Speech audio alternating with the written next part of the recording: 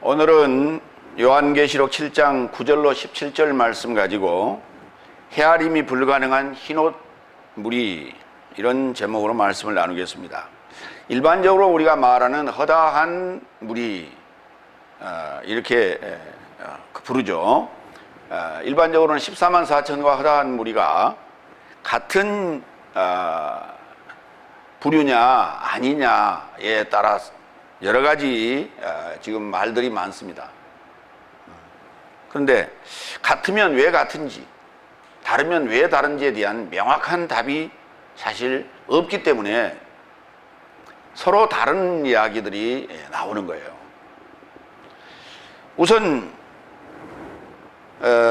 이 144천과 헤아림이 불가능한 흰옷 입은 무리가 우선 같으냐 다르냐라는 문제부터 좀 짚고 넘어가겠습니다. 같으면은 굳이 계시록 7장에다가 두 단락으로 적어놓을 이유가 없습니다. 같은 걸 뭐하러 적어놓습니까? 다르기 때문에 적어놨죠. 시작할 때 이렇게 시작해요. 우리 개혁성경으로 보면 2일 후에 이렇게 시작했어요. 이게 7장 1절에 144천, 일명 14만 4천에 대한 얘기를 할 때 이렇게 시작합니다. 그리고 오늘 9절 마찬가지로 2일 후에 내가 보니 이렇게 시작합니다. 그래서 분명히 두 부류는 다른 내용임을 알 수 있어요. 두 번째, 오늘 내용을 보면 7장 1절부터 8절의 내용, 거기 14만 4천, 144천에 관한 이야기의 시작은 땅에 관한 이야기입니다. 땅에 내 바람을 붙잡는 이야기가 나오죠. 그리고 12지파에 대한 얘기가 등장하는데 12지파가 새 예루살렘 성의 기초가 된다는 거예요. 그런 얘기를 지금 144천, 곧 일명 14만 4천에서 얘기를 했고요. 오늘 9절부터 17절의 내용에는 보호자에 관한 얘기만 있습니다. 여기 땅에 관한 얘기는 전혀 하지 않습니다. 보호자에 관한 얘기예요. 네. 보호자와 어린 양, 이렇게 개혁성경은 그렇게 되어 있죠. 네. 보호자와 희생양, 그렇게 되어 있어요. 지금까지 보호자에 앉으신 이 이렇게만 언급이 되어 있지 보호자에 누가 앉았다는 얘기를 하고 있지 않았어요. 여러분 그거 이상하게 생각하지 않았어요? 보호자만 언급이 돼요. 오늘도 지금 본문에 보면 그렇게 나와요. 보호자와 희생양, 이렇게 언급을 합니다. 왜 그렇게 얘기를 했을까? 그러면 희생양이 보호자에 있다는 얘기인가? 아니면 보호자에 누군가가 따로 있다는 얘기인가? 보호자라는 단어가 등장할 때 그곳은 하늘에 관한 얘기를 하고 있다. 여러분이 그렇게 이해를 하셔야 돼요. 그래서 그 지금 배경이 어딘가를 정확하게 분석하라. 그래서 지난주에는 우리가 상냥식에 관한 얘기 했죠.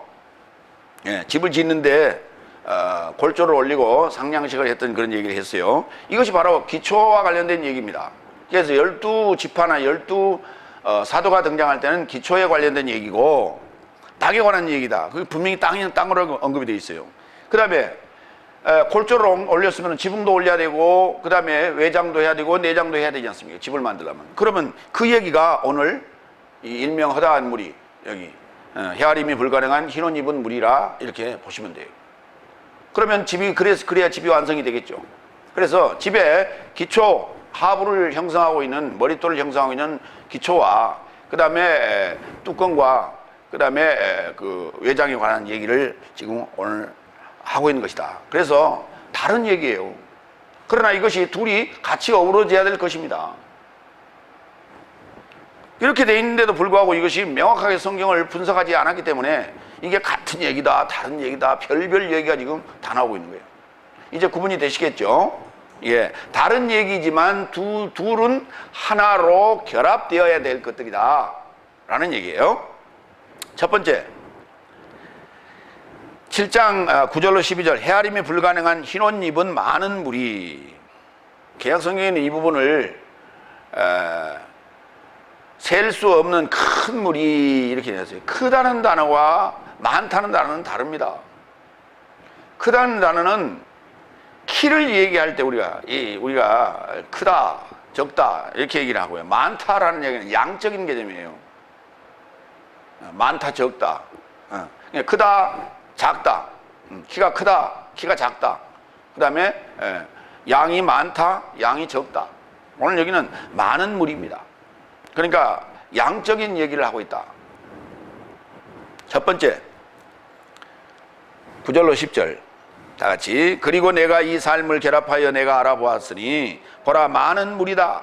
모든 열방과 지파삶과 백성삶과 방언삶에서 나온 저를 아무도 헤아림이 불가능하더라. 저 삶의 손삶 안에는 종려나무요 흰옷 삶을 입은 채 보좌 앞과 희생양 앞에 서 있더니, 그리고 큰 음성으로 외쳐 가로되 구원은 보좌에 접하여 앉으신 내 삶의 하나님과 희생양으로.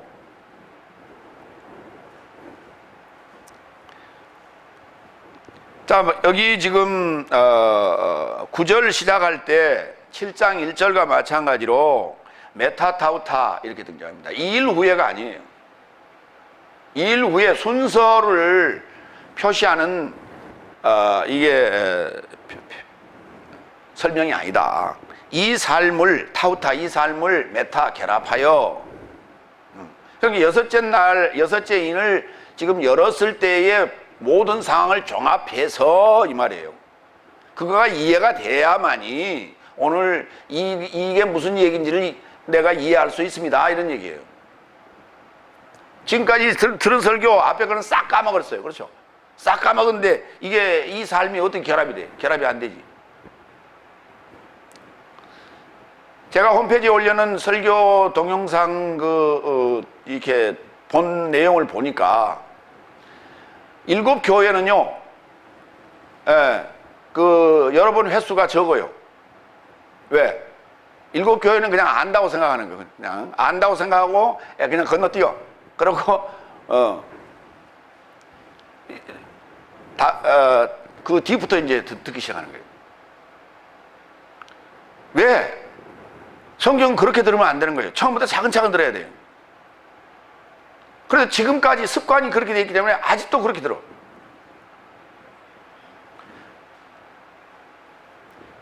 최소한 교회의 시작은 들어봐야 돼. 에베소 교회 뭔 얘기하는가? 계시록이 뭐냐라고 하는 건 앞에서 얘기하지 뒤에서 얘기하지 않아요. 앞에서 반드시 이게 지금 계시록이 뭔 얘기를 하고 있다. 그런데 7 교회가 사실은 굉장히 많은 분량을 차지하고 있잖아요. 이 많은 분량을 차지하고 있다는 것이 굉장히 중요한 뭔가를 여기서 내포하고 있다. 그럼 거기를 들어봐야 돼. 그 안에를 무슨 얘기를 하는지. 그래서 그 앞에 부분도 서론의 얘기를 우리가 들어야 되지만, 서론의 얘기는 뭡니까? 속히 될 일을 그 종 요한에게 알려서 알려주는 거거든요. 누구한테 알리라고 그랬어요? 7 교회의 사자에게 알리라고 그랬잖아요.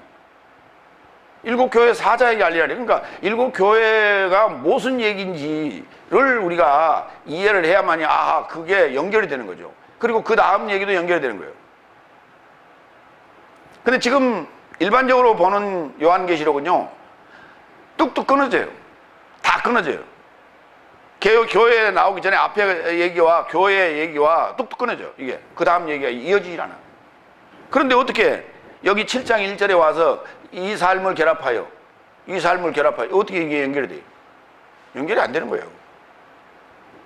앞에 1장 1절부터 지금 6장 17절까지 내용이 6인을 열었을 때의 내용이 머리 안에 이게 싹 정리가 되어 있어야 돼요. 그래야 지금 이게 이해가 되는 거예요.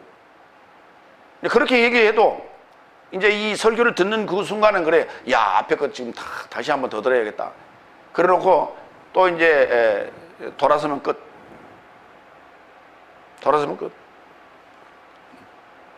그러니까요, 이게 한 번 듣기가 굉장히 어려워. 왜? 양이 굉장히 많잖아요. 엄청나게 많아 지금. 오늘 지금 설교가 20번째 설교인데요. 이게 20번째 설교인데 실제로 그걸 전부를 합쳐놓으면요 한 40개 돼. 일반 교회 걸로 치면 40개가 뭡니까? 1시간씩 계산해도 한 40여개 돼. 한 30여개 돼. 일반 교회로 치면은 한 60여 개 돼. 그래서 더 2번 이상 듣기가 힘들어요. 그러니까 한 번 들을 때 야무지게 들어야 돼. 여섯째 인을 열었을 때 진노의 큰 날이 왔죠. 이게 여섯 인을 열었을 때 가장 중요한 포인트예요. 누가 감히 주 앞에 설 수 있겠는가 하는 나의 삶의 상황을 이해를 했어야 돼. 이걸 그래서 그것이 다 결합돼야 되는 거예요. 그 다음에 지난주에 우리가 성전의 땅에 관한 삶을 살펴봤어요. 땅에 관한 얘기. 그러니까 성전을 짓는데 머릿돌, 기초에 관련된 얘기를 우리가 살펴봤고, 이 삶과 결합이 돼야 오늘 이제 살펴보는 이 내용이 연결이 되는 거예요, 이게 지금. 왜? 이게 지금 새 하늘과 새 땅, 새 예루살렘 성을 지어가는 얘기란 말이에요, 이게. 그러니까 지난주까지 일이 진척이 어떻게 되었는가를 알아야 돼요. 그렇죠? 그러면 이제 오늘 우리가 집을 짓는데요, 매일 이어서 집을 지을 때도 마찬가지예요. 어제 어디까지 했지? 오늘 와서 다시 그것을 살펴야 돼. 그렇잖아요. 어제 뭘 했는데 오늘 해야 될 부분이 뭔지를 알아야 돼요. 예. 그러니까 어제 하고 잠시 자고 왔는데도 그걸 살펴야 돼. 그래 오늘 뭘 해야만이 이게 빠지지 않고 차곡차곡 이 건물이 부실하게 시공이 되지 않겠는가라고 하는 걸 살펴야 돼요. 설교도 보면서. 그런데 우리는 일주일에 한 번씩 오잖아요. 일주일에 한 번씩 와가지고 지금 성전을 짓는 거예요. 그러면 지난주까지 어떻게 됐는가가 쭉 주마등처럼 이게 나와야 돼요. 그리고 그 위에다가 또 다음 집을 지으러 가야 되는 거예요. 근데 앞에 거는 까마득히 잊어버리는 거예요. 까마득히 잊어버리고 오늘 지금 와서 철근 제대로 조립하고 거기다가 거푸집 만들어가지고 지금 2, 3일 후에 콘크리트 쳐야 되는데 그때 중간에 배관도 하고 전선도 집어넣고 다 해야 되지 않습니까?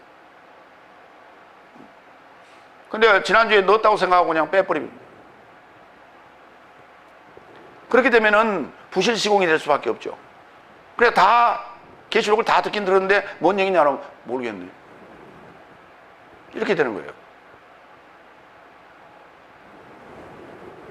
그래서 어떤 진도가 지금 체크가 돼야 된다.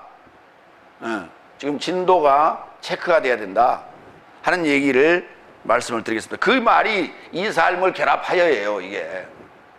이 단어가 나올 때마다 내 앞에 걸 체크하고 들어가야 돼, 다시, 여러분들이. 보라, 많은 무리다. 여러분 한번, 자, 제가 질문하겠습니다. 여기, 많은 무리가, 요 단어가, 오클로스, 폴리스가, 이게 단수일까요? 복수일까요? 대답 한번 해보세요. 많은 무리다. 오클로스, 폴리스가 단수일까요? 복수일까요? 예? 예. 얼른 모르겠죠. 단어 봐서는. 예. 그러면 제가 물을 때 왜 그걸 물을까? 그걸 빨리 이렇게 분석해 보면은 답이 나올 거예요. 지금까지 제 강의나 설교를 쭉 들어왔던 사람들은 아, 이게 단수니까 그렇게 얘기를 하겠지. 많은 무리면 복수 아니에요. 일반적으로 생각할 때. 예. 근데 여기 이제 많은 무리 군진명살사 단수겠지. 감으로 때려잡으세요. 알아서겠어요? 예. 그걸 언제 그 펴보고 나와요, 그게? 지금 그 시간이 어디가 있어? 별 시간이. 단수라니까요. 그런데 그 뒤에 나오는 얘기는 복수로 설명했어요. 이게 단수라는 거예요. 모든 많은 무리가 단수. 모든 열방과 지파 삶과 백성 삶과 방언 삶에서 나온 저를 그 많은 무리를 헤아림이 불가능하더라. 단수인데 뭘 왜 헤아릴 수가 없어요? 이놈의 이게 한 덩치라는 거야. 한 덩치. 한 바운다리, 어떤 덩어리를 형성하고 있기 때문에 그걸 헤아림이 불가능하더라. 그렇죠. 그걸 어떻게 셉니까? 줄이 딱 서 있으면 세기가 쉽죠. 얼마 전에 그 뉴스에인가요? 바다 위를 아주 시커먼 어떤 그 물체가 이렇게 쫙 떠서 이렇게 이동하는 모습을 이렇게 촬영을 했어요. 그러면서 가까이 클로즈업을 하니까 그게 뭐냐 그랬더니 가오리 떼예요. 가오리 떼. 가오리 떼가요, 엄청나게 많은 가오리 떼가 쫙 이렇게 모여서 어디론가 이동하고 있었어요. 그걸 어떻게 그거 셀 수 있어요? 못 세요. 셀 수가 없어. 왜? 그게 정지대에 있어도 세기가 어려운 거예요. 왜? 평평하게만 있는 것이 아니라 상하로도 이게 덩어리가 져 있거든요. 그렇기 때문에 이걸 어떻게 세요?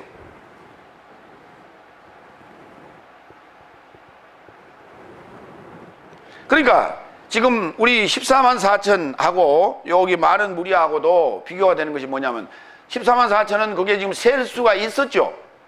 144천, 12천 이렇게 셀 수가 있었잖아요. 그런데 많은 무리는 셀 수가 없다고 나오잖아요. 그러니까 다른 거예요. 지금 서로가 다른 얘기예요. 셀 수 있는 것, 셀 수 없는 것 이렇게 구분이 될 수가 있다. 그런데 열방삼, 지파삼, 백성삼, 방언삶에서 나온 저를 아무도 헤아림이 불가능하더라. 종려나무를 들고 흰옷 삶을 입은 채 보좌 앞과 희생양 앞에 서 있더라. 여기도 그렇게 돼 있잖아요. 보좌 앞과 희생양 앞에 서 있더라. 그럼 보좌에는 누가 계시는데요? 이제 우리는 상상을 하겠지. 하나님이 계시는가 보다 라고 생각을 한단 말이에요. 보좌가 하늘이에요. 보좌가 하늘을 보좌 삼고 땅을 발등상 삼는다고 성경은 되어 있죠. 그렇기 때문에 보좌 딱 나오면 하늘, 다 같이 보좌, 하늘, 땅 하면 발등상. 그렇죠? 항상 이거 연관해서 이거 잊어버리지 마시라고요. 자, 144천은 사자의 청량이요 사람의 청량, 곧 144 규빗인 엄마의 품이라 했죠. 12문과 12기초석인 성전의 머릿돌이 놓인 하나님의 발판인 땅을 얘기했던 거예요. 지난 시간에. 이건 땅에 관한 얘기고, 아니, 한번 생각해 보세요. 그런데 이 14만 4천이 하늘에서 내려온다고? 그러니까 엉뚱한 얘기 아니에요, 지금. 이게 어떻게 하늘에 내려옵니까? 언제 하늘에서 내려와요? 요 144천과 여기 지금 헤아릴 수 없는 흰 옷 입은 무리가 하나가 되면 이게 새 예루살렘 성이 되는 거예요, 이게. 이때 이게 하늘에 올라갔다가 내려오는 거예요, 이게. 그게 지금 계시록 21장의 얘기란 말이에요. 그래, 14만 4천 명이 모이면 하늘에서 내려와, 그게. 무슨 얘기인지 모르고.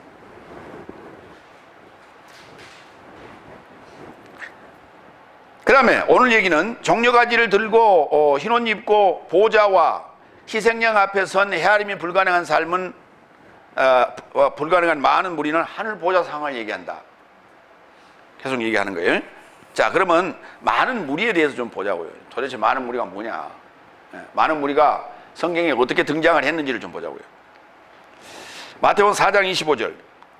갈릴라이아와 데카폴리스와 예루살렘과 유다와 요단강 건너편으로부터 많은 무리가 그와 동행하였다. 예수님께서 이제 사역하실 때 얘기예요. 자, 여기 보면 이 얘기라 지금 모든 열방, 지파, 사암, 백성, 방언 같은 얘기예요. 방언 서로 언어가 다른. 그 다음에 그 나라의 백성들, 지파들, 열방들, 열방 이방들을 얘기하는 것이죠. 모두가 다 주님 사역할 때 여섯째 날 주님께서 사역하실 때 이 많은 무리들이 이렇게 주님과 동행했어요. 저와 여러분들이 지금 사역을 할 때 일곱째 나팔을 불게 되면은 많은 무리가 모여들어야 되는 거예요. 이게 사도행전 11장 25절. 그러자 바나바가 사울로스를 찾으러 다소에 이르고자 나아갔고 그를 만나러 안디옥에 이르고자 그를 인도하였다. 그래서 그가 교회 안에 모여진 저 삶을 1년 전부를 넉넉한 무리를 가르쳤고, 여기 넉넉한 무리를 가르쳤다. 안티오케이아 안에서 처음 제자 삶을 크리스티아노스 삶이라 알려지게 되었다. 여기 그 안디옥 교회에서 처음으로 가르쳤기 때문에 가르침을 받은 자들을 크리스티아노스 삶, 그리스도인의 삶이라 이렇게 말하게 되는 거예요. 그리스도인의 삶. 그러니까 그리스도 회에 우리가 소속이 된 자들은 첫째, 교육을 제대로 받아야 되고요. 교육 받았으면 삶으로 그것을 실천해야 되겠죠. 그렇지 않은 사람들이 그건 그리스도 회에 존재할 이유가 없어요. 그리스도 회는 그런 허다한 잡다한 자들을 모아놓는 데가 아니에요. 크리스티아노스만 모아놓는 데예요.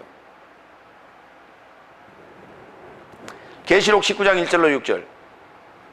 2일 후에 또 여기도 마찬가지. 여기 그대로 내가 지금 옮겨놨습니다. 아직 제가 번역 안 했으니까. 2일 후에 내가 들으니, 이 삶을 결합하여 내가 들으니 하늘에 허다한 무리의 큰 음성 같은 것이 있어 가로되 할렐루야, 구원과 영광과 능력이 내 삶의 하나님께 있도다. 그래요. 하늘에 허다한 무리라 그랬잖아요. 하늘에 허다한 무리예요. 우리가 허다한 무리 그러면 우리는 일반적으로 땅에 모였구나 라고 생각할 수 있잖아요. 근데 이 상황을 하늘 보좌 상황으로 지금 본다는 거예요. 그래서 계시록 19장은 일곱 대접 이후의 상황이에요. 그러니까 144천은 계시록 14장 1절 이후에 등장한다 그랬죠. 그것은 바로 일곱 나팔 후에 등장하는 거예요. 그러면 일곱 나팔에 관한 얘기는 땅에 관한 얘기고, 일곱 대접에 관한 얘기는 하늘에 관한 얘기예요. 이게 얘기가 그렇게 되는 거예요. 자, 여기 오늘 여섯째 일을 열고 이 삶을 결합하여 나오는 144천과 헤아림이 불가능한 흰옷 무리를 이걸 이해하고 나니까 나머지가 지금 다 풀려버리잖아요. 응? 나팔에 관한 얘기가 뭐 어디 얘기고 대접에 관한 얘기가 어디 얘기라는 게 바로 나오잖아요. 그러니까 성경은 자세히 살펴가야 돼. 하나도 놓치면 안 돼. 그냥 스치고 넘어갈 게 있고 스치고 넘어가서는 안 될 게 있는 거예요. 지금 여기 오늘 열방, 지파, 백성, 방언 이런 건 그냥 스치고 지나가도 돼요. 이거는. 근데 이런 데다 갖다 힘 쏟아버리고 다른 걸 놓쳐버리면 안 된단 말이에요. 계시록 19장 2절. 그의 심판은 참되고 의로운지라 음행으로 땅을 더럽게 한 큰 음녀를 심판하사 자기 종 삶의 피를 그 손에 갚으셨도다 하고, 두 번째 가로되 할렐루야 하더니 그 연기가 세세토록 올라가더라. 또 24장로와 네 생물이 엎드려 보좌에 앉으신 하나님께 경배하여 가로되 할렐루야 아멘 할렐루야 하니, 보좌에서 음성이 나서 가로되 하나님의 종 삶 곧 그를 경외하는 내 삶아 무론 대소하고 모두 내 삶의 하나님께 찬송하라 하더라. 또 내가 들으니 허다한 무리의 음성도 같고 많은 물소리도 같고 큰 내성도 같아서 가로되 할렐루야 주 내 삶의 하나님 전능하신 이가 통치하신다. 이렇게 이제 얘기를 하더라는 것이죠.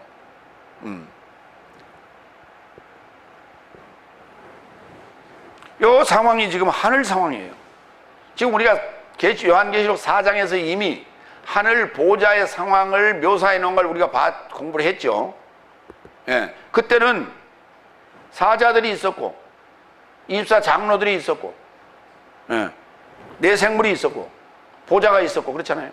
근데 거기에 지금 뭐가 들어갔어요? 뭐가 들어왔어요? 허다한 무리가 들어왔죠. 거기에 허다한 무리가 들어왔어요. 그런데 거기에 또 누가 있냐면 희생양도 계세요. 그렇죠? 희생양이 그가 계세요 지금. 그런데 희생양은 원래 계셨어요 거기. 그러면 144천은 어디로 갔어요? 144천은 주님 희생양과 함께 시온산에 섰고 그렇게 돼 있잖아요. 그러니까 희생양이 가는 곳에는 반드시 같이 갑니다. 144천이. 그런데 144천은 자신의 존재를 드러내지 않습니다. 드러내지 않아요. 왜? 기초화되기 때문에 그렇습니다.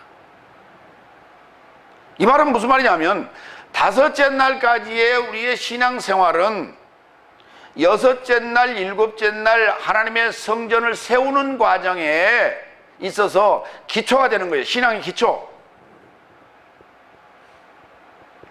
그런데 여섯째 날 하나님의 집을 제대로 지어야 되는데 기초가 제대로 안 된 자들이 어떻게 여기 존재할 수 있냐고. 이 설교를 들어야 될 사람들은 다섯째 날까지의 신앙의 기초가 제대로 돼 있어야 돼요. 그 기초라는 게 뭡니까? 육체의 훈련, 교회가 정하는 교회법, 왜 가난한 그게 훈련이 돼 있어야 돼. 그게. 근데 그게 훈련이 안 돼 있는 자들이 어떻게 여섯째 날에 하나님의 집을 제대로 지을 수가 있어요? 봉사하는 거 아까워서, 시간 아까워서 희생 못 하겠다. 헌금하는 거 아까워서 주머니 열지 못 하겠다. 그런 자가 어떻게 하나님을 위하여 하나님을 사랑하고 이웃을 사랑할 수가 있어? 그 자에게 어떻게 하나님이 들어가서 거기에 장막을 칠 수 있어? 다섯째 날까지의 기본이 그런 거예요. 육체의 훈련. 그게 기본이 안 돼 있는데 어떻게 그 위에 하나님의 그 아름다운 성전이 세워질 수가 있어? 그거 불가능한 거예요. 그런데 우리 생각으로 대충 교회 다니면 천국 간다고 착각하고 있어요. 성경 그런 얘기 안 한다니까.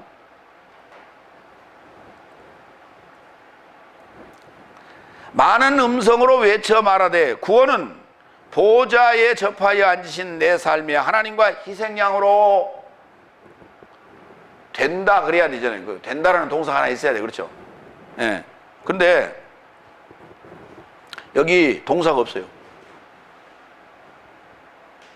말하되 그것도 분사예요. 많은 음성으로 지금 헤아릴 수 없는, 헤아림이 불가능한 우리가 얘기를 하는 거예요. 예. 많은 음성으로 외쳐 말합니다. 구원은, 다 같이 따라합니다. 구원은 보좌에 접하여 앉으신 내 삶의 하나님과 희생양으로. 그 다음에는 뭐 된다 안 된다 말할 필요가 없죠. 그렇죠? 그냥 이렇게만 써놨어요. 그 사람, 그들이 지금 그 헤아림이 불가능한 우리가 지금 외치는 소리예요. 소리가 이렇게 외쳤어요. 구원. 그러니까 구원은 보좌에 앉으신 내 삶의 하나님과 희생양이 아니고는 불가능하다는 거예요.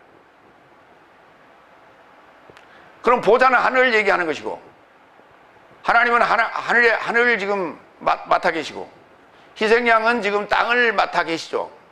예, 왜? 희생양이 하늘에서 땅으로 내려오신 분이에요.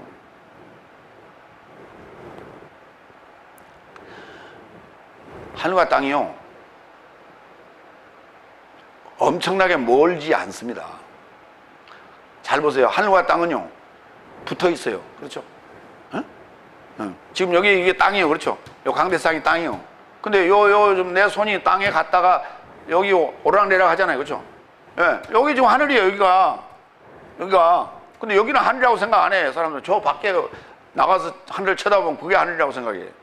여기 하늘이라니까. 여기 요 공간이 하늘이요.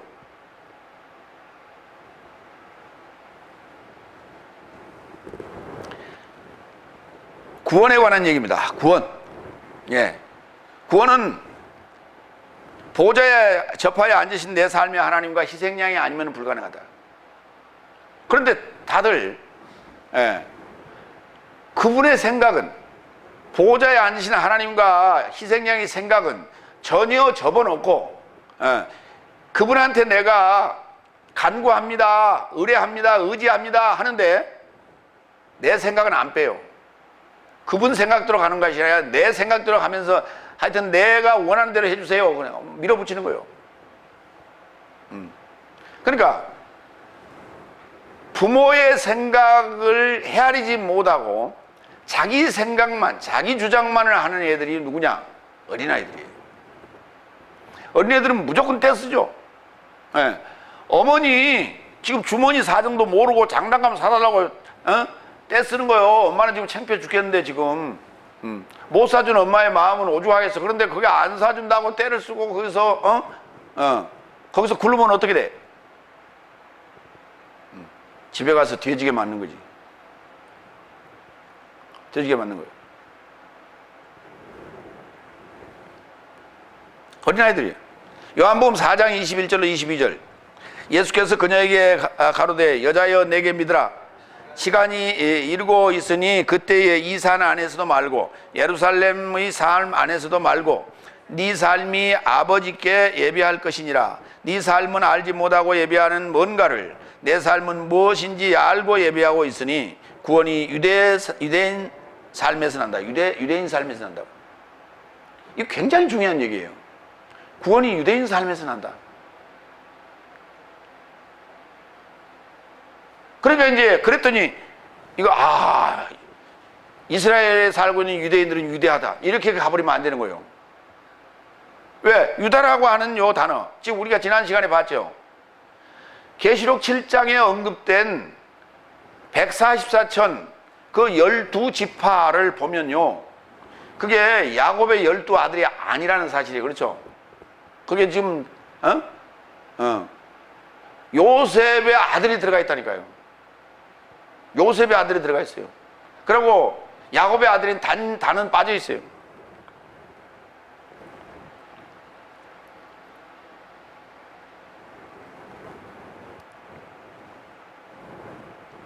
그게 지금 뭐냐면요,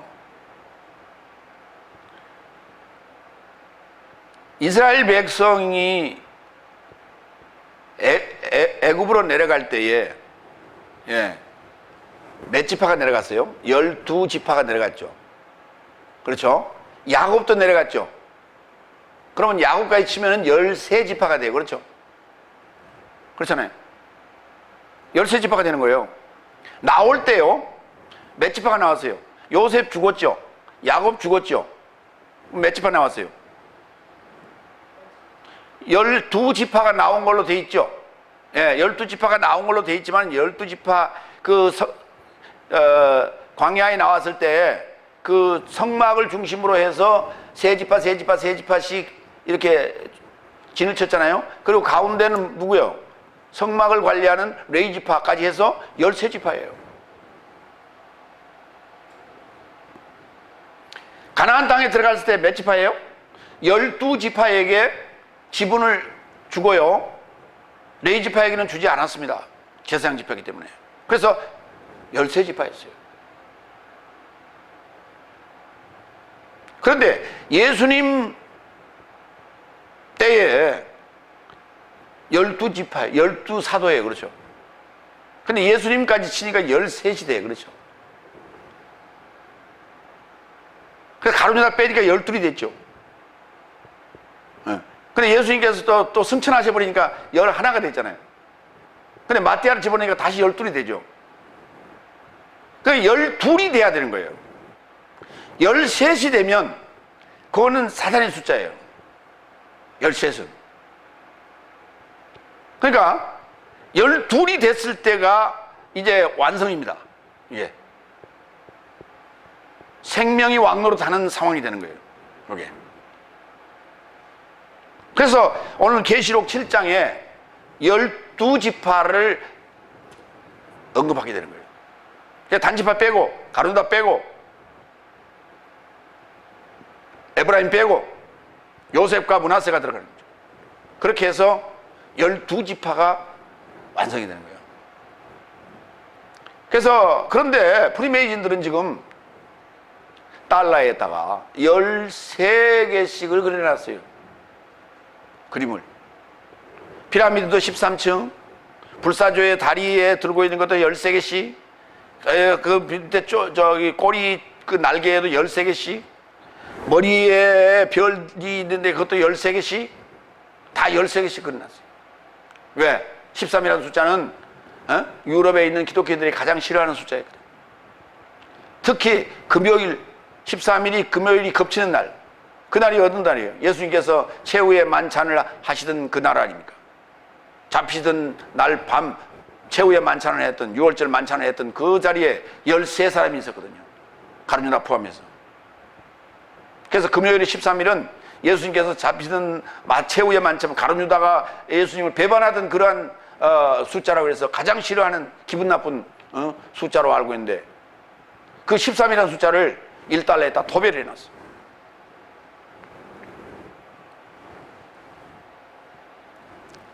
구원. 사도행전 4장 11절로 12절. 이분은 네 삶의 건축자 삶에 의해 멸시받은 돌이 모퉁이의 머리에 이르게 된 분이시다. 또한 아무것도 아닌 유사한 것 안에는 구원이 없다. 왜냐하면 하늘 아래 인간 삶에게 주어진 다른 이름은 없으니 그 이름 안에서 내 삶을 구원받음이 마땅하다. 예수라는 이름, 그리스도 예수라는 이름 외에 다른 이름을 준 적이 없다.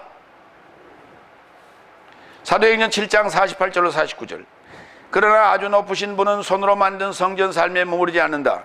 예언자는 이같이 말한다. 하늘은 나에게 보좌요, 땅은 내 발의 발판이니 주께서 말씀하신다. 네 삶이 나에게 어떤 집을 건축하겠으며 내 휴식의 장소가 어디냐. 그러니까 하늘 보좌가 나오면 항상 우리는 뭘 생각해야 돼? 하나님의 집, 성전을 생각해야 돼요. 땅이 나오면 뭐라요? 뭘 생각해야 돼? 하나님의 집터, 발판, 하나님이 계시는 발판, 하나님의 성전의 기초, 땅. 하늘 나오면 아하, 하나님 보좌. 보좌가 나오면 아, 하늘. 땅이 나오면 하나님 발판. 발등상 나오면 아, 이게 땅, 이게 기초. 항상 요 등식이 머릿속에서 순간적으로 나와줘야 돼요. 예. 3, 4, 7 그러면 안 돼. 3, 4, 7 그러면 안 돼. 3, 4, 12 그래야지. 그렇죠? 3, 4, 7 그러면 뭐라고 그래요? 뭐라고 얘기를 해야 돼? 치매 전조 증상. 이해되세요? 예. 보자 그러면 뭐가 딱 떠올라야 돼? 하늘! 그럼 바로 나와야 돼. 땅 하면 뭐요? 아, 땅 하면, 아, 그라운드. 그렇게 가면 안 돼. 저쪽으로. 지금 이게 우리 지금, 생각들이라고. 땅 그러면 저리로 가. 바다 그러면 어디로 가? 태평양으로 갈 거나, 인도양으로 갈 거나.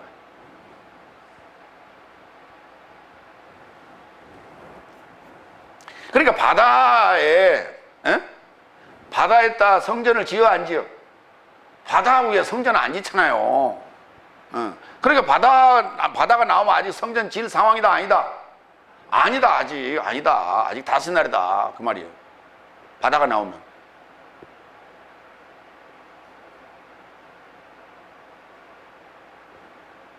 그랬더니, 목사님, 바다가 나오면 저 바다에 누워, 이게 생각나지 않습니까? 저 바다에 누워서 뭐 하자고? 서핑하자고?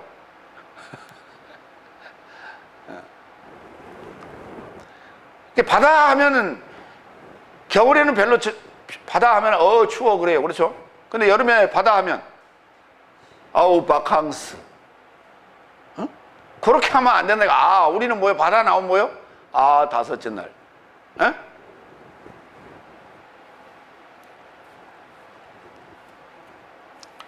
여기 지금 사도행전 7장에다 이걸 굳이 넣어놓은 이유가 여기 있는 거예요, 지금. 이걸. 솔로몬이 하나님이 집을 지었는데도 불구하고 거기다가, 아니, 야, 수고했다 그래야 되는데 하나님께서 완전히 쳐쳤죠. 그렇잖아요. 나는 사람의 손으로 지은 집에는 거기는 내가 머무르지 않는다. 그랬다니까. 그거 얼마나 수고해서 지었는데, 그렇죠? 두 번째, 11절 12절. 그리고 모든 사자 삶이 보좌와 장로 삶과 내 생물 삶의 둘레에 서 있는데, 하늘 상황 맞죠? 이게 지금 사장을 기억해야 돼요. 예. 저 삶의 얼굴 삶을 접하여 보좌 앞에 엎드려 하나님에게 경배하여 말하되 아멘. 예. 말할 때 아멘 그랬어요. 그리고 끝날 때도 아멘 해요. 아멘. 현세 삶에 속한 내세 삶에 이르는 내 삶의 하나님에게 찬양과 영광과 지혜와 감사와 존귀와 능력과 힘이다. 아멘. 예. 여기서 중요한 게 뭐예요? 두 번 나왔으니까 아멘이 중요하죠. 그리고 아멘과 그 사이에 있는 것들이 중요하죠. 그렇죠? 그런데 이제 보세요. 우리 개역 성경에 보면은 여기 12절에 보면 뭐라고 되어 있냐면 세세토록 있을지로다. 그리고 끝났어요. 그렇죠? 그러니까 세세토록 있을지로다 하면 그거 중요해, 안 중요해? 별로 안 중요해. 그래 스치고 지나가는 거예요. 근데 이 구절에서 지금 11절과 12절 중에서 가장 핵심이 되는 이 내용이 뭐냐면 현세 삶에 속한 내세 삶에 이르는 이 말이에요. 이 단어예요. 이것 때문에 지금 하나님을 칭송한 거예요. 이것 때문에 하나님을 찬양한 거예요. 이것 때문에 하나님을 경배한 거예요. 이것 때문에. 현세 삶에 속한 내세 삶에 이르는 것 때문에. 그 이르는 게 뭐냐면 하나님의 찬양, 영광, 지혜와 감사와 존귀한 능력의 힘이에요. 여기. 하나님이 그냥 에이스 하고 있는 거예요. 내세 삶에. 하나님의 능력이 아니면은 우리가 구원을 받을 수 없다고 그랬죠, 아까. 그 이유가 뭐냐면 바로 우리는 시간의 제약을 받고 살기 때문에 미래를 땡겨 올 수가 없어요, 현재로. 우리는 현세 삶에 살고 있기 때문에 내세 삶을 현세 삶화할 수가 없어요. 그런데 하나님과 희생양이 아니고서는 이 일은 불가능하다니까요. 자, 그런데 우리가 지금 믿고 있는 믿음 생활을 보면, 믿음 생활의 내용을 보면은 우리가 천국을 가려고 하는 사람들의 내용을 보라고요. 내가 열심히 하면 되죠.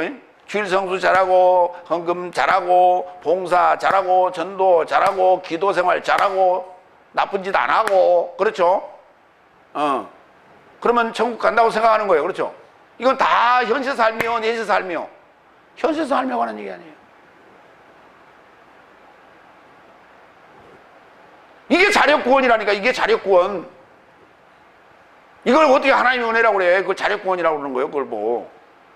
내가 하였기 때문에 구원 얻는 거예요. 그거는 다섯째 날까지예요. 그걸 다섯 날까지라고 그래요. 그걸. 우리가 다섯째 날까지 배운 게 그거예요.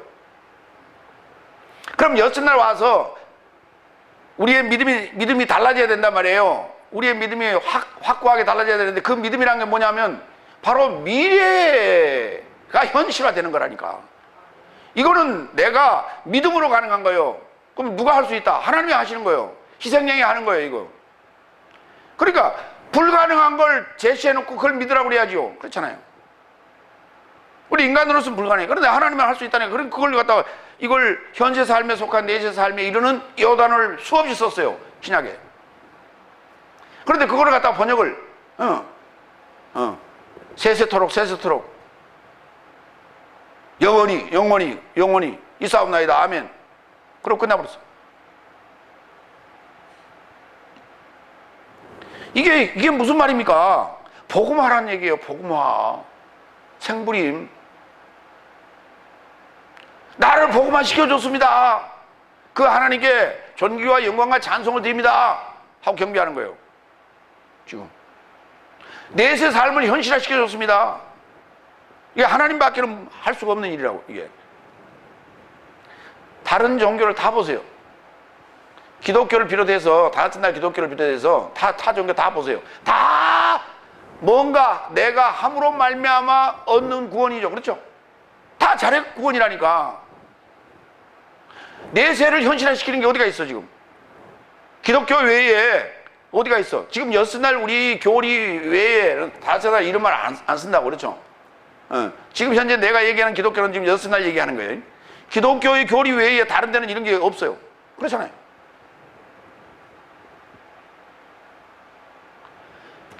그러니까 성경을 제대로 해석해서 타 종교와의 차별을 가져야만이 기독교의 우월성을 그때 인정하고 주장할 수 있는 거예요. 근데 그런 것도 없이 다를 게 뭐 있어? 다섯 날까지 보세요. 다를 게 뭐 있어? 똑같지. 기독교가 조금 더 열심히 해요. 매주일 나가니까. 수요일도 나오고 금요일도 나오고 철야도 나오고 그러니까 더 열심히 해요. 절가는 간혹 한 번씩 하고 4월 18일 날 한 번 가고.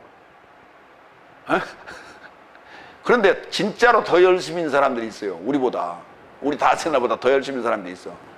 이슬람이요. 하루에 5번씩 메카를 향해서 절해야 돼. 그 사람들. 그렇잖아요. 그러니까 기독교의 열심은 걔들한테 비교하면 아무것도 아니에요. 메카에 절할 때요, 일하다 말고 벌떡 일어나고 그냥 하는 게 아니에요. 가서 씻고 와서, 구멍이랑 구멍을 다 씻고 와서 해. 그래야 절하는 거예요. 근데 그 사막에서 한번 생각해 보세요. 그 물이 어디가 있어? 얼마나 귀해, 물이. 그런데도 그거 가서 씻고 와야 돼요. 그러니까 열심으로 치면요, 이슬람 따라갈 수가 없어요. 기독교 아무리 열심히 한다 치더라도. 그러니까 그런 걸 가지고 우리가 견주는 게 아니라는 거예요. 그렇죠? 예. 그것까지 견주면 진다니까. 복음화가 중요하다고요. 로마서 1장 1절로 4절. 사도로 초청된 그리스도 예수의 종 바울은 하나님의 복음에 이르고자, 복음을 위하여가 아니에요. 이르고자 에이스예요. 하나님의 복음에 이르고자 택함을 받았으니 성경 안에서 그의 예언자 삶으로 인하여 복음을 미리 연통하였으니 육신을 좇아서 다윗의 씨에서 되어진 그의 아들에 관해서 죽음 삶의 부활에서 성결의 영을 좇아서 능력 안에서 하나님의 아들이라 작정된 내 삶의 주인 그리스도 예수시다. 그러니까 여기 복음이 누구요? 나를 부르신 이유가 복음에 이르고자야. 하나님의 복음에 이르고자, 하나님의 복음화 시키려고 나를 택정했다는 거예요. 그렇죠? 그런데 그 복음이 뭐냐 그랬더니, 복음은 성경 안에 예언자들이 말했어요. 복음에 대해서 미리 연통을 줬어요. 미리 연통을 줬는데, 그 미리 연통을 준 게 뭐냐? 육신을 좇아서는 다윗의 씨에서 난 그의 아들. 그게 지금 족보에 나와 있죠. 마태복음 족보에. 그 얘기예요. 그 다음에 성결의 영으로는 죽음 삶에서 부활해서 능력 안에서 하나님의 아들로 작정된 자예요. 누구요? 부활하신 예수님을 얘기하는 거죠. 부활하신 예수님을 얘기하는 거예요. 그러니까 육신을 좇아서 사람이에요. 그렇죠? 사람이에요. 그 다음에 성결의 영으로는 죽음에서 부활했으니까 신이에요. 그렇죠? 그러니까 참 인간이며 참 신이신 인자가 복음이란 말이에요. 그래서 참 신이며 참 인간인 것을 잘 설명하고 있는 데가 누가복음 끝부분이라 했죠. 영은 살과 뼈가 없지만 나는 있느니라, 이 말이에요. 이거를 자 보세요. 누가가 누구의 제자예요? 바울의 제자 맞죠? 그럼 맞잖아요. 그러니까 누가복음에만 그게 있어요. 마태, 마가, 요한복음에는 없어요. 그 말이. 누가복음의 그 부분이 얼마나 중요한 단서인가라고 하는 거예요. 이게 복음에 대한 단서예요. 그런데 우리에게도 마찬가지 주님화 되는 복음화, 그리스도화 되는 복음화에 대한 것을 우리에게 지금 제시하고 하시다 이 말이에요. 그렇죠? 예수님께서. 그러면 우리에게 복음화가 완성되는 건 뭐예요? 첫째, 예수님의 탄생에 대한 이해가 돼야 되죠. 모반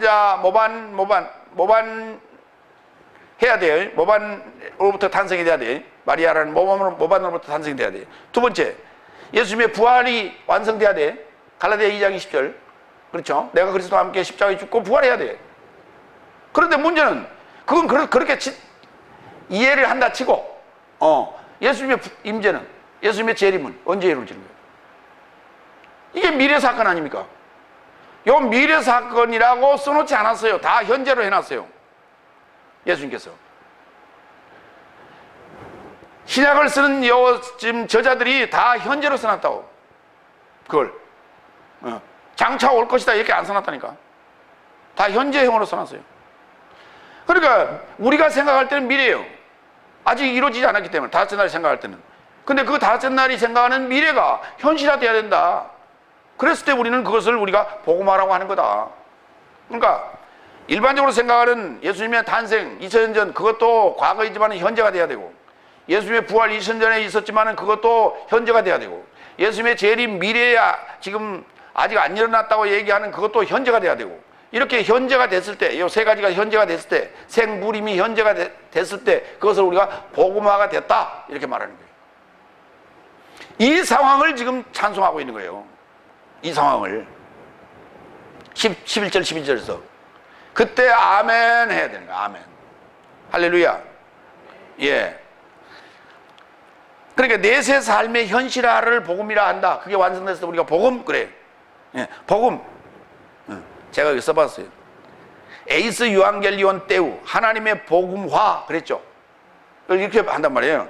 예, 하나님의 복음화. 그걸 하문을 쓰면 신지 복음화. 신의 복음화, 하나님의 복음화, 생부림. 기억하시기 바랍니다. 다 같이 생부림. 예. 그러니까 물어봐요. 물어봐. 아, 뭐라고 물어봐요. 다섯 날 만나면.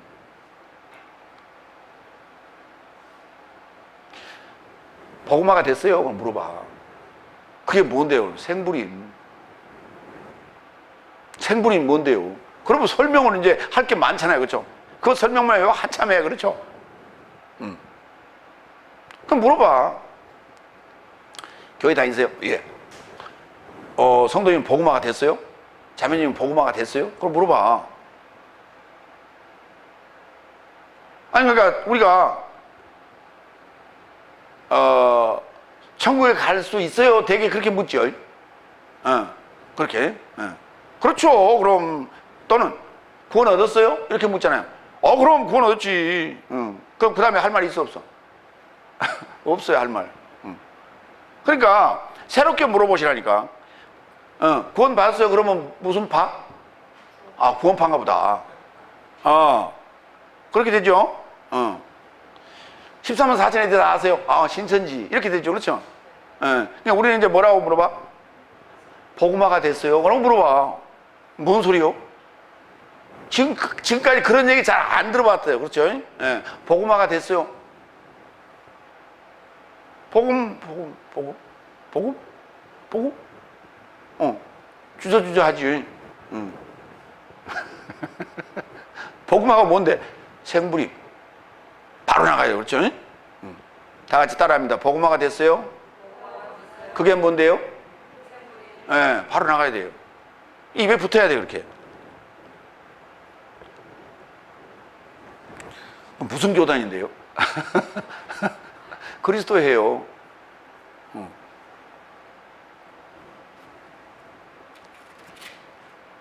그러니까 생부림이 됐을 때에 하늘의 찬양이 나오는 거예요. 하늘의 찬양. 예, 이걸 우리가 새방언이라고 부르는 거예요. 이걸 새방언이라 하는 거예요. 아시겠어요?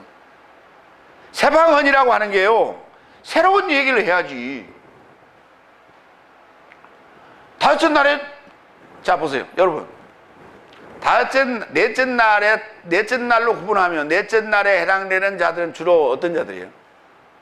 교회 안에 초신자, 또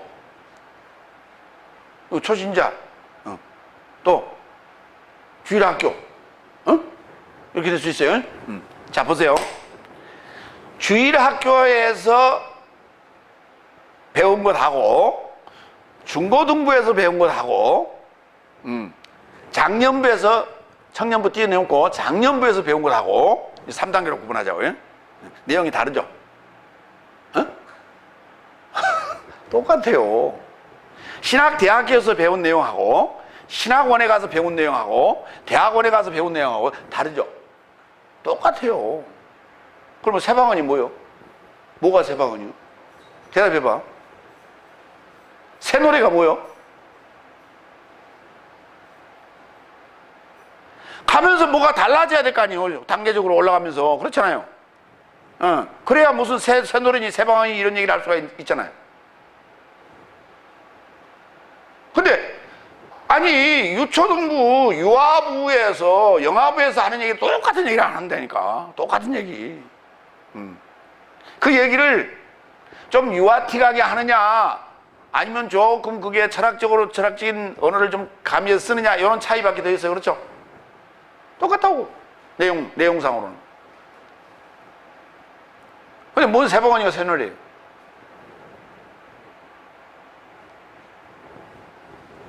자, 두 번째 대지로 넘어갑니다.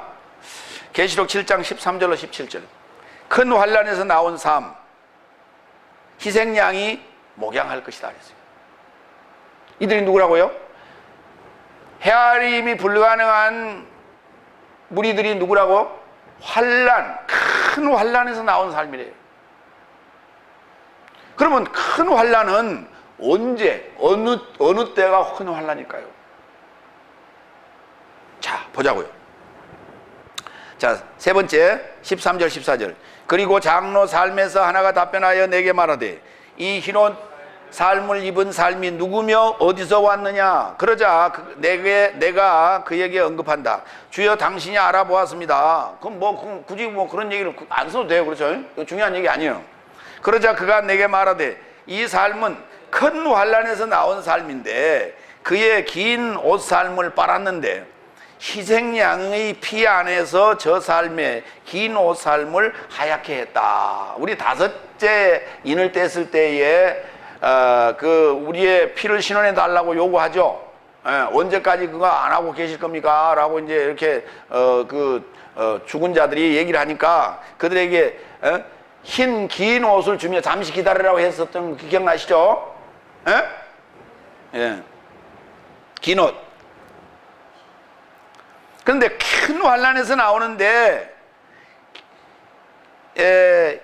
그냥 이렇게 흰옷이 된 게 아니고 큰 환난에서 나왔으면 어때요? 옷이 어떻게 되겠어? 막 찢기고 그래야 되겠죠. 더럽혀지고. 그런데 옷을 빨고 나왔다는 거예요. 큰 환난에서 나왔는데 그 큰 환난이 옷을 빠는 일이었어요. 그렇죠?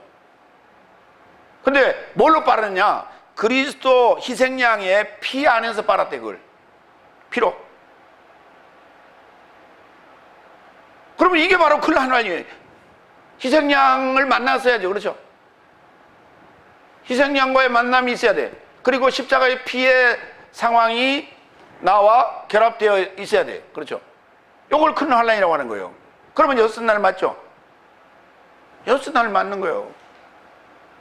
여섯 날을 통과하는 거예요. 여섯 날이 바로 큰 환난 날인 거예요. 자, 보세요. 큰 환난 날인가 아닌가 좀 보세요. 여러분. 여섯 날 통과하기가 쉬워요, 어려워요, 지금? 옆에를 봐봐, 옆에. 여러분, 옆에 봐봐. 여섯 날 통과하기가 쉬워, 어려워? 이게 환난이라니까, 이게 환난이요. 우리는 무슨 뭐 하늘이 무너지고 막 천둥이 치고 막 그냥 지진이 일어나고 회오리 바람이 일어나고 그게 무슨 뭐 그게 환난이라고 자꾸 생각해요. 그렇죠? 내가 이해가 안 되면 지금 내가 환난을 당하고 있는 거예요. 그렇죠? 이해가 되면 그도 환난을 당하고 있는 거예요. 왜? 버려야 될 요소들을 버리고 정리하고 생각을 바꿔야 되기 때문에. 새 방언으로 바꿔야 되기 때문에. 그것도 환난이에요. 환난을 당하고 이긴 자가 있는가 하면 환난을 당하면서 그 환난에 휩쓸려 가버린 자가 있단 말이에요.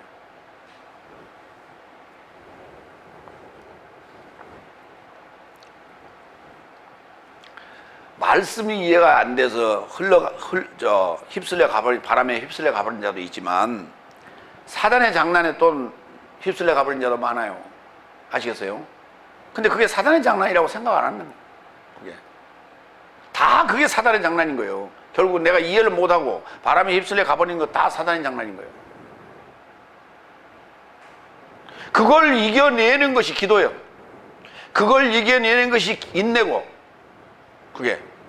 근데 뭐 좋은 소리만 하라고? 그 좋은 소리 해가지고 그게 다 이해가 되겠어요? 자, 환난이 뭔가 보자고. 마태복음 24장 29절 31절. 그날의 삶이 환난을 겪고 즉시 해가 어둡게 될 것이며, 환난을 겪으면 뭐가 된다고, 어떻게 된다고요? 해가 어두워지고 달이 그 빛을 주지 못할 것이며 별 삶이 하늘로부터 떨어짐을 당할 것이며 하늘 삶의 능력 삶이 흔들림을 당할 것이다. 이거는 지금 어디 나왔어요? 여섯째 인을 열었을 때 이 상황이 나왔죠? 여섯 날에 관한 얘기라니까. 30절. 그리고 그때 하늘 안에 인자의 징조가 보일 것이며 그때 땅의 지파의 삶이 모두 통곡할 것이며, 인자가 나타나면 뭔 얘기? 하늘에 관한 얘기, 땅에 관한 얘기.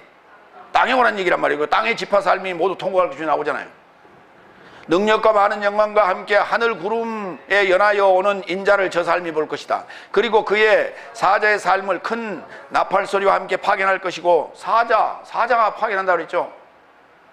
인자가 나타나는데 사자를 파견한다니까. 이렇게요. 이렇게 쳐다봐봐. 이렇게. 그런데 여기서 나가는 소리가, 큰 소리가 나가 안 나가? 당연히 큰 소리 날 수밖에 없지. 왜 큰 소리를 치세요? 우리가 그러잖아요. 그렇죠? 큰 소리를 쳐야지. 31절 그리고 그의 사자 삶을 큰 나팔 소리와 함께 파견할 것이죠. 그렇잖아요. 큰 소리 한다니까. 이게 큰 나팔 소리가 큰 소리 한다는 얘기요.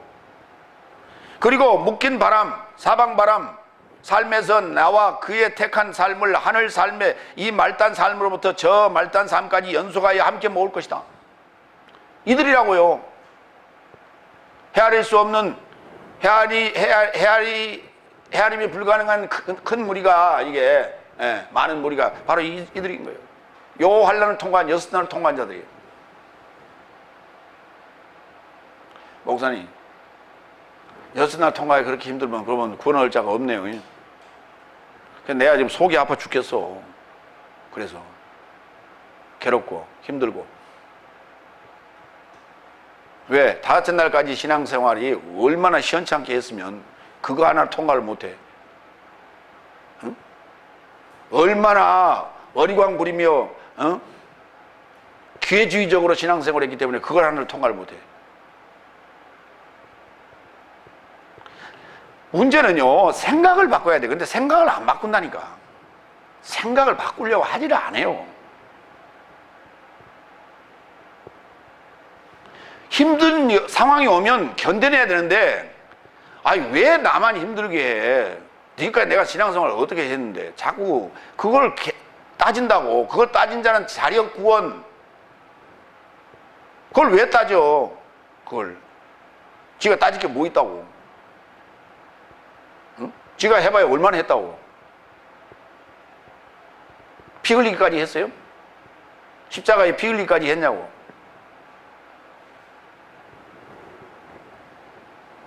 요한복음 6장 53절 55절 그런즉 예수께서 저 삶에게 이르시되 내가 아멘 아멘 내 삶에게 이르노니 네 삶이 인자의 살을 먹지 아니하고 인자의 피를 마시지 아니하면 네 자신의 삶 안에 생명을 갖지 못하느니라. 내 살을 씹는 자와 내 피를 마시는 자는 영원한 생명을 가졌고, 여기 영원한 생명은 어떤 생명입니까? 현세적일까 내세적일까? 내세적 생명이 있죠. 이게 내세적 생명. 고치세요. 내세적 생명을 가졌고 최후 날에 내가 그를 일으켜 세우리라. 왜냐하면 내 살은 참된 먹거리요 또한 내 피는 참된 음료로다. 여기 피 등장하잖아요. 피를 마시라잖아요. 예수님의 참된 음료인 피를 마시래. 이 피를 마시는 것이 뭐다고요? 내가 내세적 삶을, 내세적 생명을 소유하는 거예요. 내세적 생명을 소유하는 거예요. 반드시 죽음이라고 하는, 죽음이 없이는 내세와 연관이 안 돼요. 응? 여러분, 내세란 말이 죽어서 가는 거예요? 살아서 가는 거예요? 죽어서 가는 데를 내세라고 그러잖아요. 그러니까 죽음과 반드시 내세라고 하는 영원한 생명이라고 하는 내세적 생명은 죽음과 관련이 있어요. 여러분의 긴 옷이 흰 옷으로 바뀌려면 그리스도 예수의 피 안에서 그걸 빨게 되는데, 이거는 그 말은 무슨 말이냐면 죽음이라는 거예요. 그러면 뭐예요? 갈라디아 2장 20절 얘기죠. 다 같이 암송합니다. 내가 그리스도와 함께 십자가에 못 박혔나니 그런즉 이제 내가 산 것이 아니요 내 안에 그리스도께서 사신 것이라. 그런데 그게 내가 죽어서 저 천국 가버린 얘기가 아니고요. 그 다음에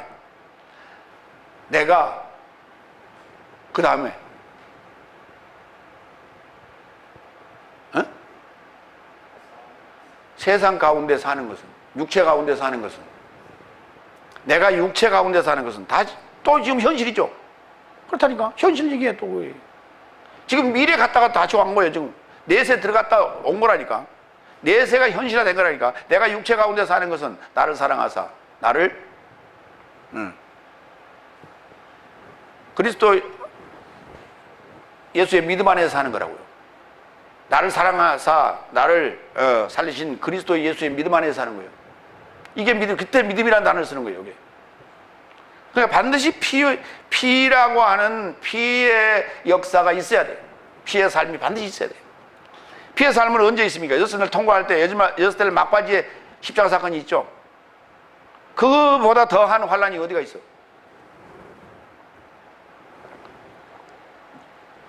예수님께서 그냥 죽자 그래서 그냥 둘이 약 먹고 죽자 그래서 그렇게 죽었어요? 응? 그렇게 죽은 게 아니잖아요. 채찍에 맞으며 가시관을 쓰고 그 십자가를 짊어지고 골고다 언덕을 올라가야 되는 거예요, 이게. 그렇기 때문에 그것을 그렇게 묘사를 했을 뿐이에요. 그러니까 그리스도와 함께 내 구습이, 내 육체가 죽는 거가 그렇게 쉬운 일이 아니라고요. 그런데 우리는 예수님께서 2000년 전에 죽으신 그 피의 공로로 그냥 가려고 그래. 그건 천주교가 만들어 놓은 스타일, 교리예요. 근데 그대로 갖다 쓰고 앉았어, 기독교가 지금, 개신교가. 성경에 그런 말이 어디가 있어? 예수 피의 공로로 간다고.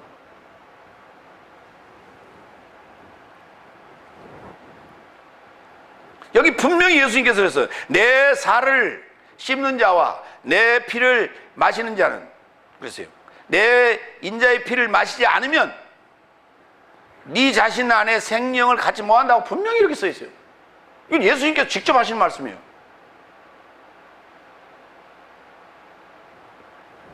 에베소 1장 7절, 나의 삶이 그리스도 안에서 그의 은혜의 부유함을 좇아 그의 피로 인하여 범죄에서 노임 곧 구속함을 얻었으니, 인하여 통과해야 돼. 디아라는 단어, 이거 통과. 인하여. 그게 공로로 이런 개념이 아니라니까. 이건 말미암아 그래가지고 대충 넘어가려고 그래요. 그냥 말미잘도 아니고 말이야. 히브리서 9장 18절로 22절, 이러므로 피 없이 첫 것이 재생되지 않는다. 첫 사람이 마지막 아담으로 바꿔지지 않는다니까. 재생이 안 돼. 반드시 피가 있어야 돼.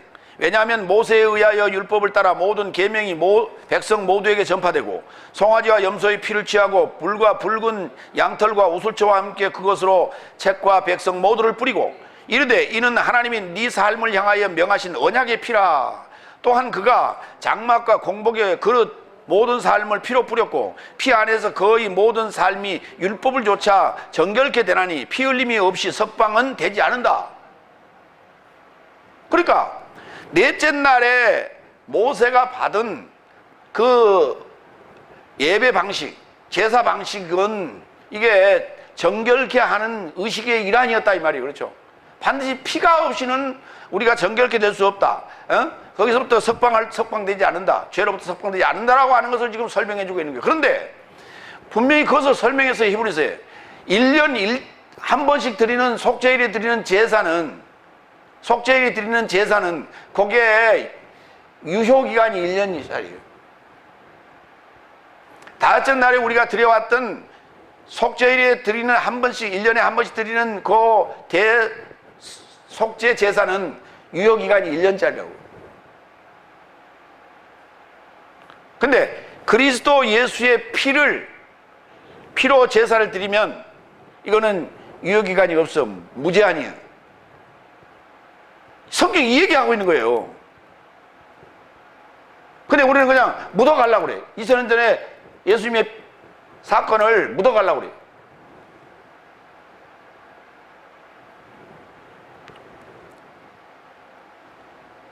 그런데 어떤 데는요, 어떤 교파는 매주 성찬식을 해. 그러면서, 카스테라 나눠주고, 이거는 내 참된 먹거리요. 내 살이요. 또 포도주 한 잔 마시면서, 이건 참된 음료요. 내 피요. 이거는요, 이거를, 기도를 화처설이라고 하는 형식에 준하여 기도를 그렇게 안 했다고 해서 화처설이 아닌 게 아니에요. 그렇죠? 그걸로 대신하면 예수님의 피로 포도주로 대신하고 예수님의 그 살을 카스테라로 대신하는 것은 그건 화처설이에요. 그거는 그 기도를 했든 안 했든 간에. 그래서 천주교가 했던 그 화처설에 대해서 개신교가 그것은 잘못된 것이라고 부정했어요. 근데 지금 개신교가 여전히 하고 있잖아요. 뭐가 달라졌어? 무엇이 개신교예요?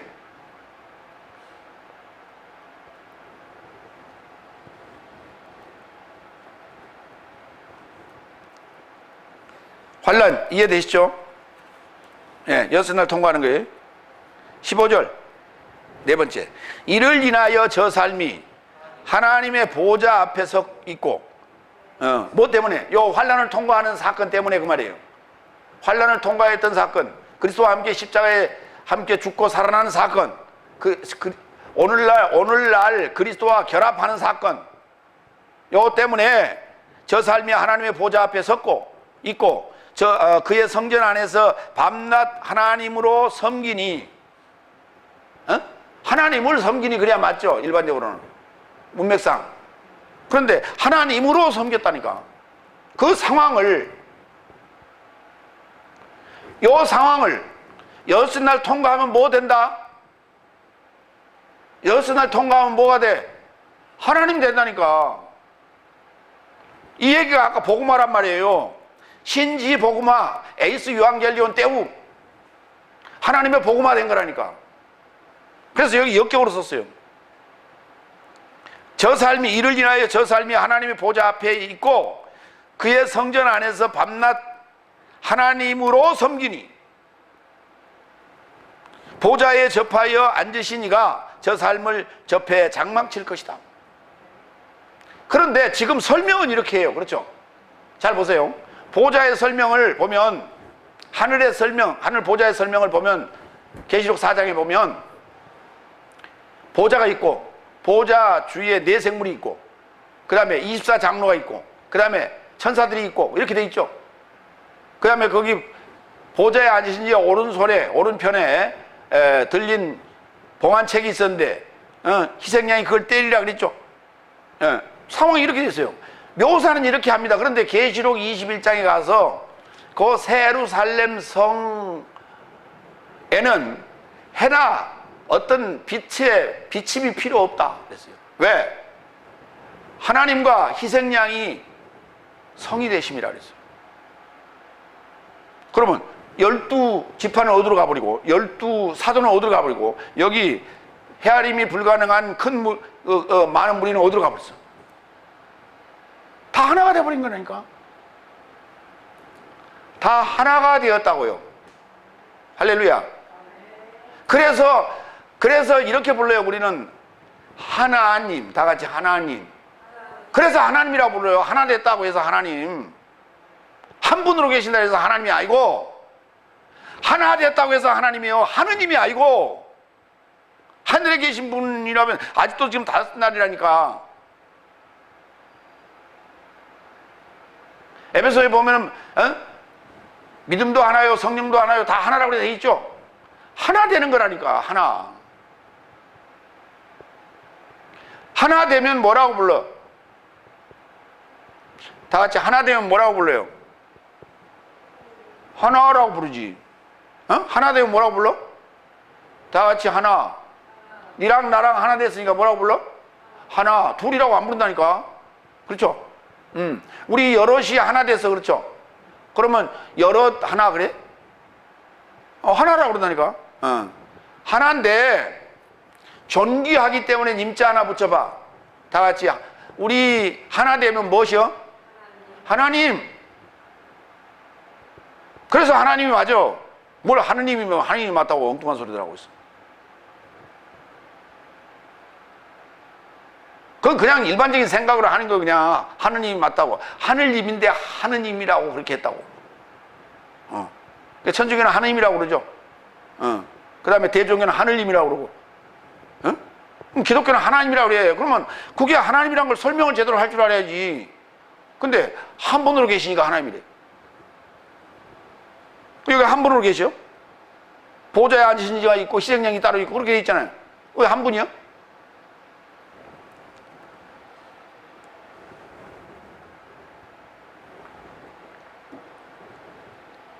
이게요, 세트가 부속들이 다 조립이 돼야 완성체가 되는 거예요.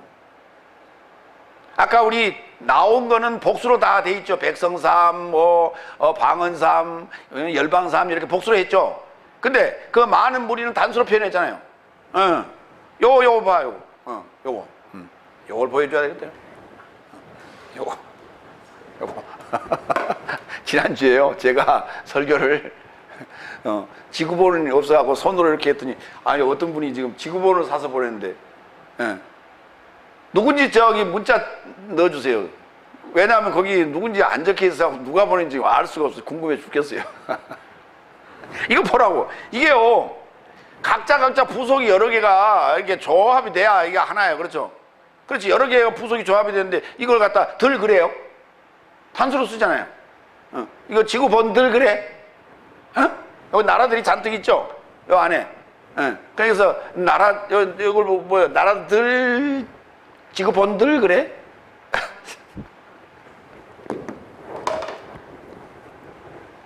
완성이 되면 단수로 쓴다니까.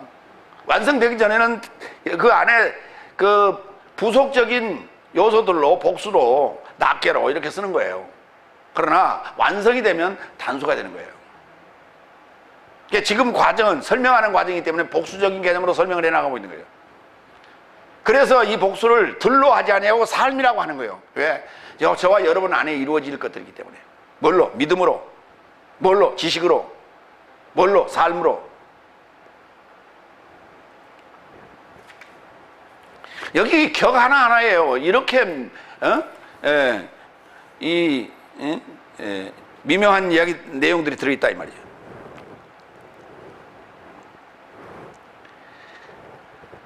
보좌의 저파에 앉으신 이가 저 삶을 향해 장막을 칠 것이다. 또 그한테 장막을 친. 그래서 장막을 치면은 이게 또 이거 장막 만드는 사람이 있어야 되죠. 장막 만드는 사람이 있어야 되죠. 바울은 뭐 하는 사람이었다고? 자비랑 하면서 장막 만들면서 자비랑 했다고? 그 텐트 천막사를 했다고? 어째 성경을 그렇게 보냐고요. 장막을 치면 이런 얘기지. 사역했다고 말이에요. 사역. 그게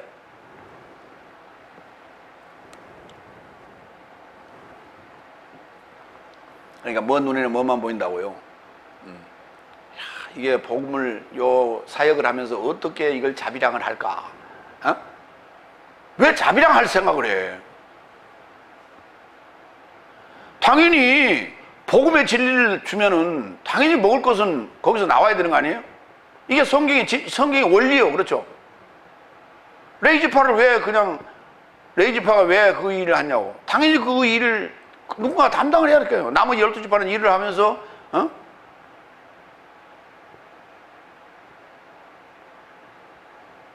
그리고 레이지파는 그 일을 해야 되는 거 아니에요? 오늘날 마찬가지예요. 유다지파로부터 나왔으면 당연히 영적인 제사장으로서 신약의 제사장이 없다고? 그럼 제사장이 없으면 네가 그러면 알아서 신앙생활하고 가라 그러면. 그래서 성경이 풀어지리 그래? 계시록이?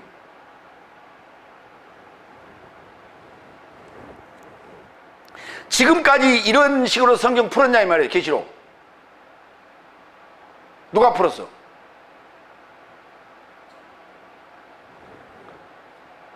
제사장이라 자칭하는 이들도 못 풀었잖아요. 아직까지도.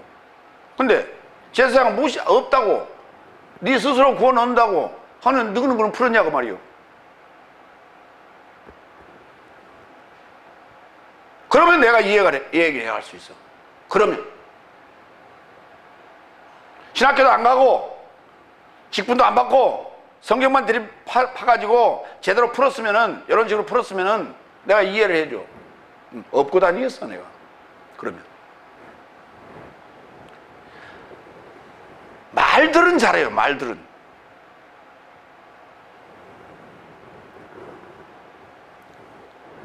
디모데후서 1장 3절 너에 관한 기억을 가지고 밤낮 나의 간구 안에서 쉬지 않는 것 같이 나는 하나님에게 은혜를 받고 깨끗한 양심 안에서 부모 삶으로부터 하나님으로 섬기고 있다. 누구를? 응?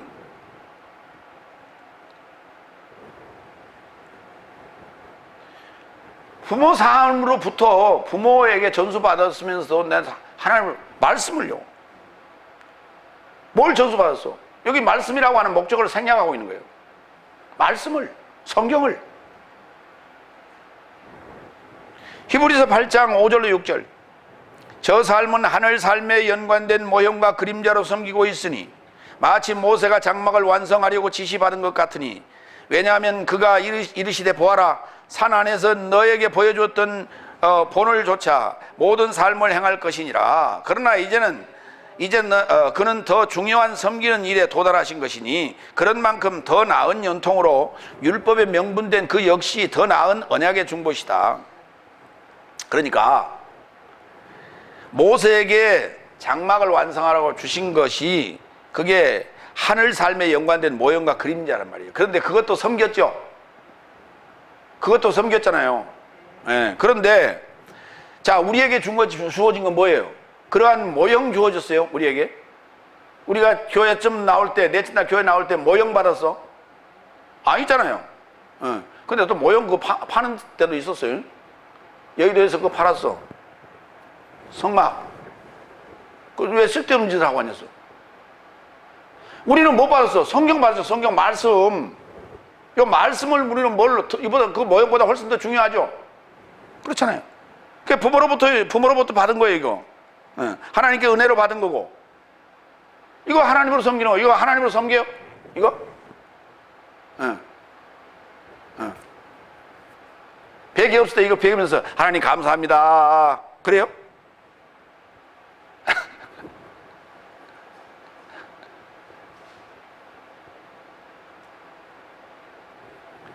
집에요, 성경책 여러 권 있는 사람 많아요. 그렇죠?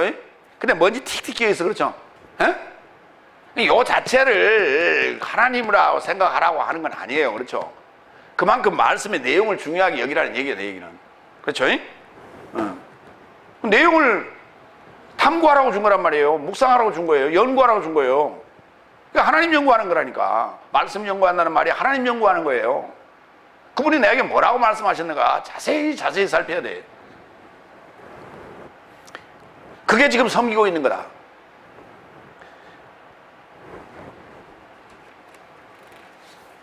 그러면 그분이 하나님께서 보좌에 접하여 앉으시니까 저 삶을 접하여 장막을 치실 거라고.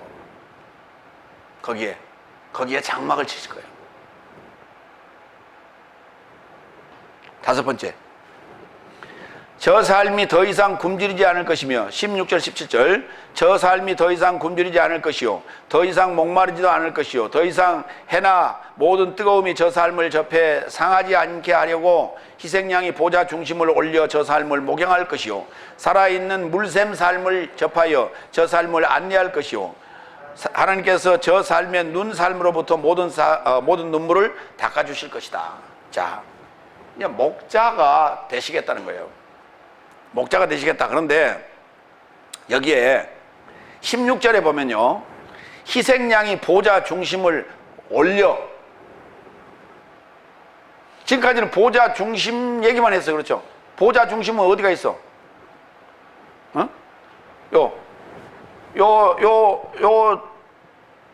공 속에 있죠. 이렇게. 중심은 요 공 속에 있잖아요. 요게 중심이에요. 메소스라고 하는 데가. 여기에 있는데, 요 중심을 쑥 끌어올리겠다는 거예요. 응? 자, 우리 왜 잠수함이 있죠, 잠수함이 물 밖의 세상을 보려면 어떻게 해야 돼요? 잔망경을 올려야죠. 예? 예. 아니면은 그렇게 보든지, 그러면 이제 물 속에서 밖을 볼 때 잔망경을 올리는 거고, 밖을 정말 보고 싶다 할 때는 뭐예요? 쑥 올라오면 되죠. 그렇죠? 이 얘기예요. 이 상황이에요. 지금 이렇게 올라와서 전체를 다 둘러보며 정말 누군가가 다 볼 수 있는 그런 위치에 올라오겠다는 거예요. 이거를 이렇게 써놨어요.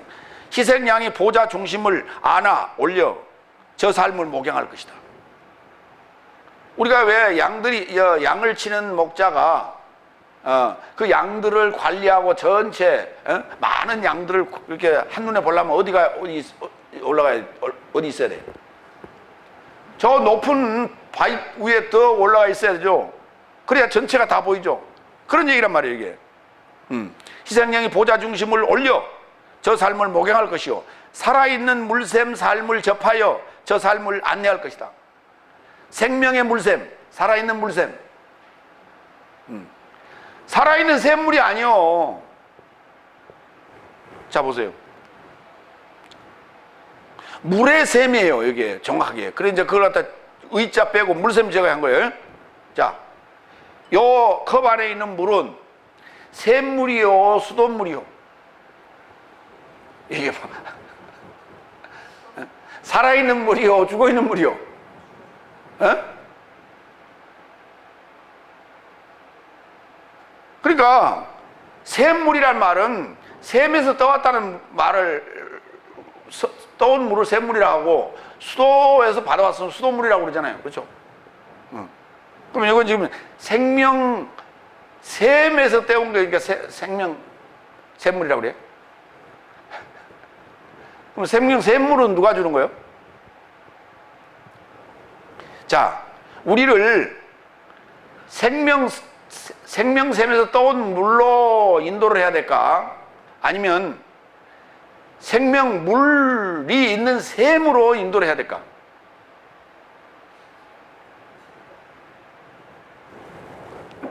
요한복음 4장에 야곱의 우물로 물을 뚫어왔죠.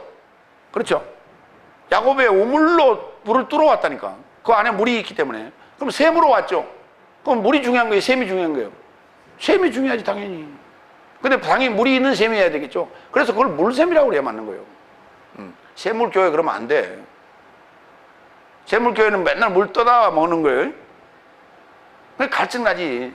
물샘에 가면 갈증 안 나죠.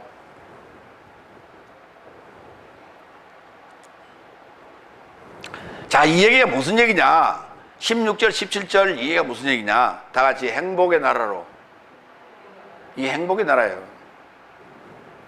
그 행복의 나라로 지금 이제 행복의 나라에 들어간 거예요.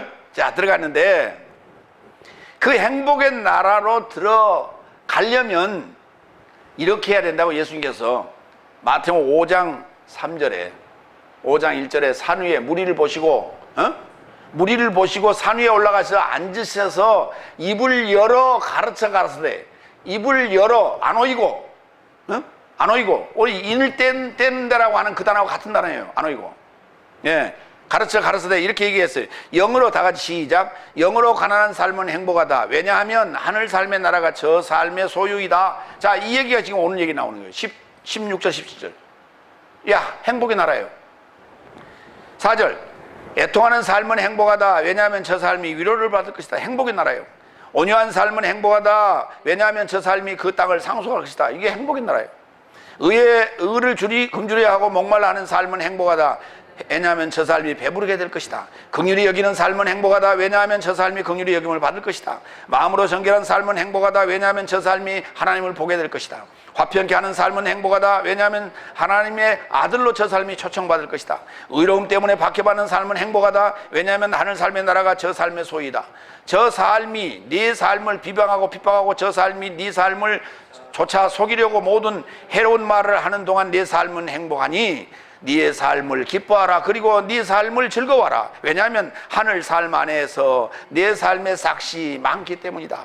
이와 같이 내 삶에 앞서 그 예언하는 삶을 저 삶이 박해하였다. 니만 받는 게 아니라는 거예요. 너 삶에 앞서 너 예언하는 삶이 박해하였다. 그들이 누구예요? 그리스도 예수 안에서 잠자는 자들 아니에요. 그들이 누구예요? 내 믿음의 기초가 되는 그게 144천이에요. 그들이 야고보서 1장 1절로 10절. 그리고 부한 자는 그의 겸손함 안에서 자랑하라. 이는 그가 풀의 꽃처럼 지나갈 것이기 때문이다. 왜냐하면 해가 열과 함께 돋아서 풀을 말리면 그 꽃은 떨어지고 그의 외모의 우아함도 잃어버린다. 이와 같이 부한 자도 그의 여정 안에서 시들게 될 것이다. 해가 따로 있을 때는 해를 바라보고 해를 의지하고 해의 모든 것을 간구하는 그런 인생의 입장에서는 해가 강렬하게 빛을 내면 해가 뜨거움을 바라면은 시들어 말라 죽어요. 그렇죠? 아니 목사님, 해가 강렬하게 뜨거워질 봐야 몇 도나 올라가겠어요. 무슨 소리 하고 있어요? 지금 인도는 말이죠. 인도는 그 몬순 기후라고 그래요. 인도 그 지역, 그쪽에, 동남아시아 지역, 몬순 기후라 해갖고 1년에 비가 한 차례밖에 안 와요. 나머지는 건기예요. 그 건기인데 더위가 일찍 찾아오고, 여름이 일찍 찾아오면요. 인도 같은 데는요, 얼마나 금전에 초기에 5월 달에 떠왔는지. 아스팔트가 다요. 이게, 묵같이 이렇게 다 녹아가지고 흐느흐느해요. 그러니까 사람들이 건너가는데 신발이 거기 달라붙어 버려요. 신발이 달라붙어 버려요. 그거 아스팔트에. 얼마나 뜨거우면. 지금 그게요. 실제 온도는 한 50도 정도 나오겠죠. 40 몇 도에서 50도 나오는데 그게 이제 복사열이 그 막 같이 이게 그 쬐니까 실제 그 온도는 7, 80도가 올라가 버린 거예요. 이게. 실제 이런 일이 있다니까, 실제로. 그런데 우리가 인생으로, 다섯 날까지 인생으로 계속해서 살고 있다면 그 풀은 꽃은 떨어지고 풀은 마르게 된다는 거예요. 그러나 하나가 됐다면, 하나님과 하나가 돼버리면 이럴 일이 없죠. 그게 행복의 나라예요. 마가복음 6장 34절. 그러자 예수께서 큰 무리를 보시고 나오셔서 목자 없는 양같이 있었기에 저 삶을 불쌍히 여기시고 저 삶을 많은 삶으로 가르치기 시작하셨다. 자, 보세요.